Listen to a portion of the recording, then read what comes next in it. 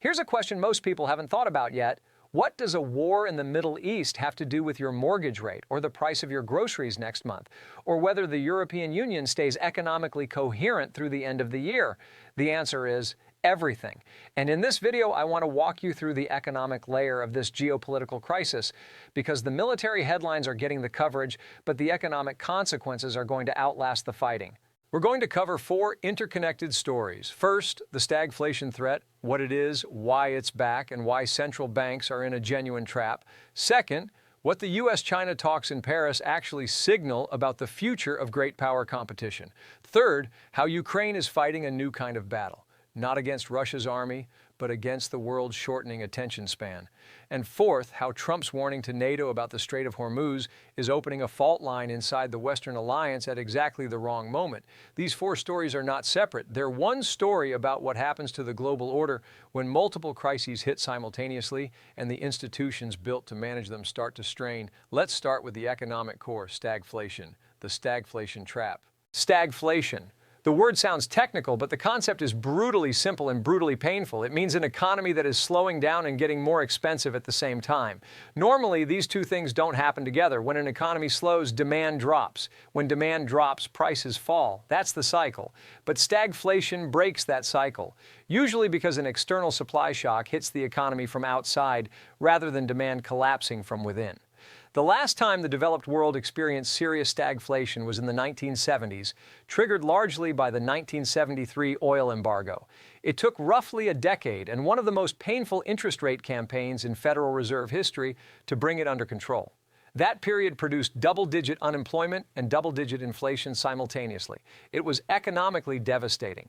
Now look at what's happening today. Oil is at or above $100 a barrel because of the Gulf conflict. The IEA just declared the largest supply disruption in recorded history, and markets, according to Reuters and Financial Times analysis from this week, are beginning to price in exactly this scenario: slower growth, sticky inflation, and central banks that can't cut rates without making the inflation problem worse. Here's why central banks are trapped. Their only real tool for fighting inflation is raising interest rates, making it more expensive to borrow, which reduces spending, which reduces demand, which eventually reduces prices.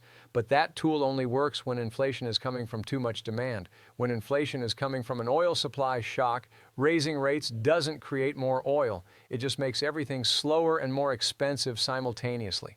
And the stakes are not abstract. When central banks hold rates high because of energy inflation, mortgage rates stay high. Businesses borrow less, invest less, hire less. Governments carrying large debts see their financing costs rise. Consumer confidence drops. All of this is measurable, real, and politically destabilizing. The key question, and it's one nobody can answer with certainty right now, is duration. A 2-month oil spike is painful but recoverable. A 6-month disruption, while diplomatic and military resolution fails, starts to look structurally damaging. Watch the IEA reserve drawdown rate. Watch whether strategic reserve releases are being replenished. The math will tell you how long markets think this lasts. Now, in the middle of this economic pressure cooker, 2 of the world's most consequential rivals quietly met in Paris. And what they were doing there tells you a great deal about the new rules of great power competition. U.S. and China in Paris, risk management disguised as diplomacy.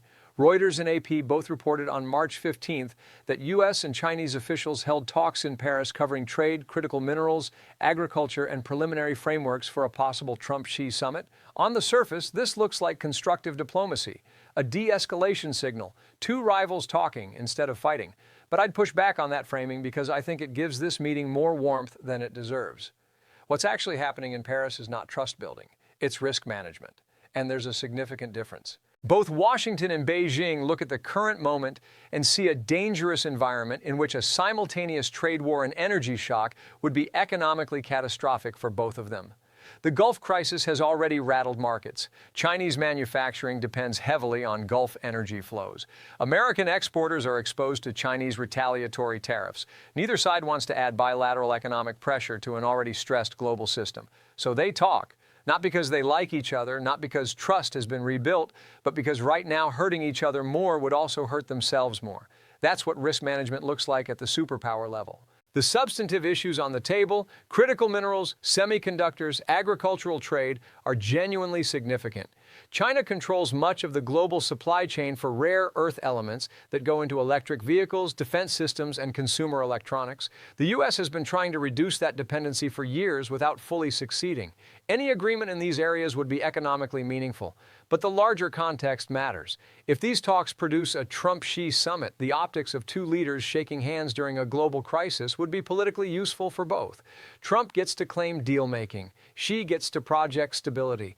Neither commits to anything structural that changes the underlying rivalry. And if the talks fail, if tariffs come back, if export controls escalate, if rare earth access gets weaponized, the economic pain lands on top of an already stressed global system. Markets would not take that well. That's the real stakes in Paris. Not peace, but the absence of a second simultaneous shock. While Washington and Beijing managed their rivalry in Paris, another government was fighting a much harder battle in a much less prominent arena. Kiev, Ukraine, and the war for attention. More sober. This is about strategic disadvantage and moral weight. On March 14th, the European Union extended sanctions on approximately 2,600 individuals and entities tied to Russia's war against Ukraine. On the surface, that's a win. Sanctions extended, pressure maintained, solidarity demonstrated, but President Zelensky is not celebrating because what he's warning about is harder to fix than sanctions: attention, specifically the global competition for it. As the Gulf crisis dominates headlines, fills the news cycle, and draws military and diplomatic resources toward the Middle East, Ukraine faces the geopolitical equivalent of being the second story in the news. And in a war where Western support, financial, military, psychological, and is a decisive variable, being second story has real consequences. Zelensky's specific warning is about Russian oil revenues. If enforcement of sanctions on Russian energy weakens, if buyers look the other way because the Gulf crisis has already disrupted global supply and every available barrel is suddenly precious, Moscow gains billions more to fund the war. The Gulf crisis creates an economic incentive to relax Russia pressure at exactly the wrong moment. Think about the logic. Oil is scarce globally because of the Gulf conflict. Every available barrel of Russian oil that someone agrees to buy at a discount helps fill that gap. The buyer saves money, Russia gets revenue, the sanctions regime develops a hole. None of this requires a formal policy change, and it just requires enough economic pressure that enforcement gets quietly deprioritized. There's also the military dimension.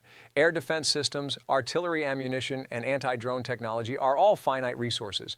If the Gulf crisis draws American and European military assets and production capacity toward a new theater, Ukraine gets less. Not because of malice, because of the basic arithmetic of military supply chains. This is the brutal reality of overlapping global crises that I want you to really internalize. When the world's attention and resources are finite, and they always are, every new crisis is not just a standalone emergency. It's a competition.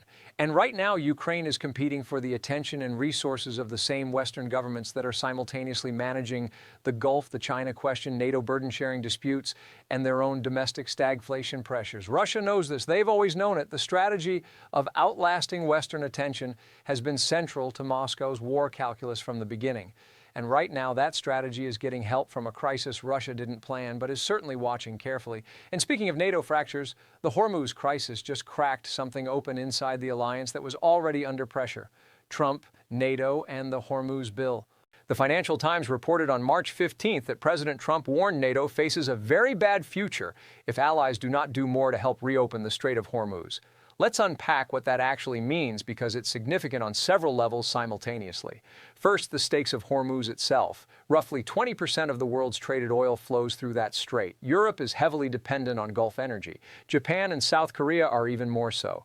The economic cost of a prolonged Hormuz closure would be measured in hundreds of billions of dollars globally and in severe energy security crises for multiple U.S. allies. So when Trump says NATO needs to do more to reopen Hormuz, he's making a burden-sharing argument in a crisis that directly affects European and Asian economies far more acutely than the American economy, which has more domestic energy production.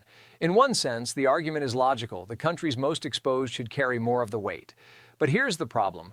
Trump is making this argument in the middle of a crisis, under maximum pressure, when alliance cohesion is already stretched thin by the Ukraine conflict, trade disputes, and years of acrimony over defense spending. In geopolitics, timing is not neutral. Demanding more from allies during a shared emergency is very different from negotiating burden sharing in peacetime. It creates a dilemma for European governments. If they don't commit more military resources to Hormuz operations, they risk a U.S. withdrawal of support at a catastrophic moment and a further deterioration of the transatlantic relationship. If they do commit more, they stretch military capacity that is already under pressure from Ukraine commitments and domestic defense investment timelines. And China and Russia are watching this dynamic very carefully, because an alliance that fights over costs during a shared emergency is an alliance whose cohesion adversaries learn to doubt. The value of NATO is partly material, military capability, and partly psychological, the credibility of the commitment. Every time allies visibly disagree about burden sharing, the psychological value erodes a little. This is how alliances don't break. They don't snap, they fray, one argument at a time, one unpaid bill at a time, one moment of hesitation at a time, and over years, what looked like a unified architecture starts to show the seams. Let me bring this all together because I think there's a single thread running through all four of these stories. The stagflation risk, the U.S.-China risk management, the Ukraine attention problem, and the NATO fracture over Hormuz, all of them are symptoms of the same underlying condition. The global order built after the Cold War was designed for a world with one dominant power, manageable rivalries, and crises that mostly stayed contained to their geographies. That world is gone. What we have now is a world where multiple high-stakes crises compete for the same finite pool of attention, resources, and political will. And the institutions, NATO, the IEA, Western sanctions regimes, trade frameworks, are being stress-tested against conditions they weren't designed for. That doesn't mean they fail, but it does mean they bend. And how much they bend in the next 6 months matters enormously for what the global order looks like on the other side of this crisis. In the third and final video, we're going to zoom out even further. We're going to look at the Taiwan pressure campaign China is running in the background of all this chaos, at the catastrophic forgotten war in Sudan, and at what the global allocation of attention, which countries get coverage, which don't, actually means as a geopolitical force in its own right.